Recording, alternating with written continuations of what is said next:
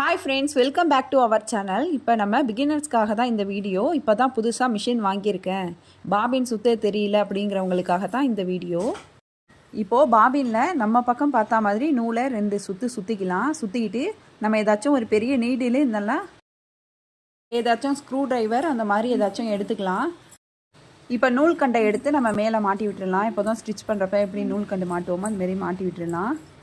இப்போ இந்த நீடில் உள்ளே இருக்க பாபினை விட்டுட்டு இந்த மாதிரி த்ரெட்டை பிடிச்சிக்கணும், நம்ம கையை விட்டுறக்கூடாது. இப்போ பாருங்கள் நான் எப்படி சுற்றுறேன்னு. இந்த மாதிரி நூலை நம்ம பிடிச்சிட்டே சுற்றணும். ரொம்ப டைட்டாக நம்ம பிடிச்சோம்னா சுற்றாது, அப்படியே நின்றுக்கும். அதனால் நம்ம கொஞ்சம் லூஸ் விட்டு நம்ம பிடிச்சிக்கணும். நம்ம பிடிக்காமல் விட்டுட்டாலும் ரொம்ப சீக்கிரத்தில் நூல் சுற்றிடும், அது லூஸாக இருக்கும், தையலும் ஒழுங்காக விழாது. இந்த மாதிரி சுற்றிட்டு காட்டுறேன். இப்போ பாருங்கள் எவ்வளோ டைட்டாக சுற்றி இருக்குன்னு.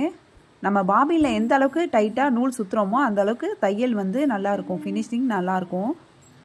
இப்போது சிவிங் மிஷின் கேஸ் எடுத்துக்கலாம். அது உள்ளே இருக்க பாபினை இந்த மாதிரி இன்சர்ட் பண்ணிவிட்டு இந்த ஹோல் வழியாக த்ரெட்டை இப்படி வெளியில் எடுத்துடலாம். எடுத்துட்டு இப்போ மிஷினில் போட்டுடலாம்.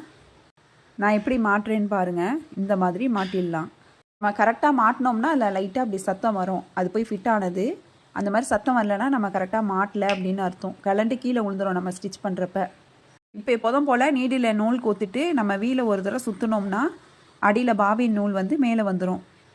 இந்த வீடியோ ஆல்ரெடி நம்ம சேனலில் அப்லோட் பண்ணியிருக்கோம். அதில் ஆட்டோ டப்பிங் ஆன் ஆனதுனால லாங்குவேஜ் மாறி வந்திருக்கும். அதை செட்டிங் போய் லாங்குவேஜ் சேஞ்ச் பண்ண தெரிஞ்சவங்க சேஞ்ச் பண்ணி பார்த்துருப்பாங்க. சேஞ்ச் பண்ண தெரியாதவங்களுக்காக தான் இந்த வீடியோ மறுபடியும் அப்லோட் பண்ணியிருக்கோம். இந்த வீடியோ உங்களுக்கு யூஸ்ஃபுல்லாக இருந்துச்சுன்னா லைக் பண்ணுங்கள், ஷேர் பண்ணுங்கள், கமெண்ட் பண்ணுங்கள். மறக்காமல் சிவி சாய்ரா சேனலை சப்ஸ்கிரைப் பண்ணிவிட்டு பக்கத்தில் உள்ள பெல் ஐக்கானை கிளிக் பண்ணிவிடுங்க. தேங்க்ஸ் ஃபார் வாட்சிங்.